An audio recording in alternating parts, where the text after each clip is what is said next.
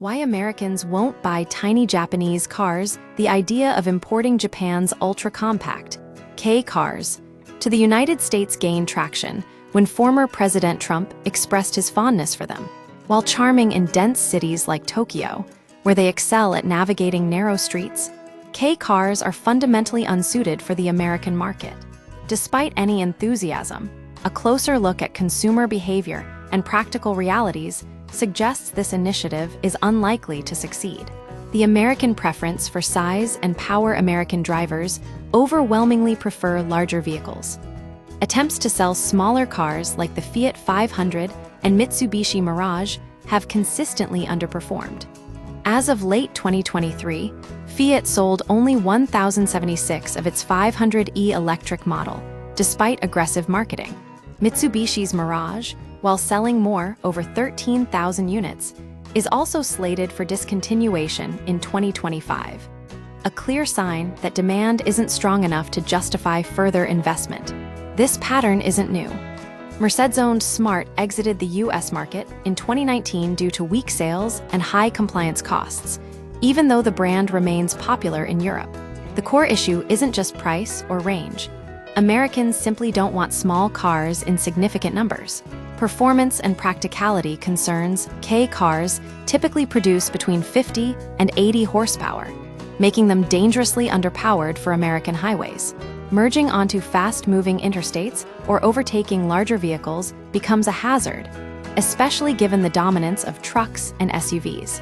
The car's limited top speed, around 60-70 mph, and basic construction make them noisy and uncomfortable for long drives. The US driving environment, vast highways and high speeds, is incompatible with Kei car capabilities. Unlike Japan's crowded streets, American roads demand more power and size. Economic barriers and regulatory hurdles. Even if demand existed, importing Kei cars would be expensive. Current Japanese prices, $1.2 to $2 million, or roughly $8,000 to $15,000, would be inflated by shipping, tariffs. Trump proposed a 15% tariff on Japanese imports and necessary safety upgrades. The U.S. Department of Transportation has confirmed that imported Kei cars must meet American crash standards, requiring significant retrofitting or entirely new models. This could push the final price to around $20,000, negating any cost advantage. The exception, Kei trucks. One possible exception is Kei trucks. Similar to the Ford Maverick, Americans have shown interest in small pickup trucks. A dedicated community even lobbied the government to keep them legal in certain states.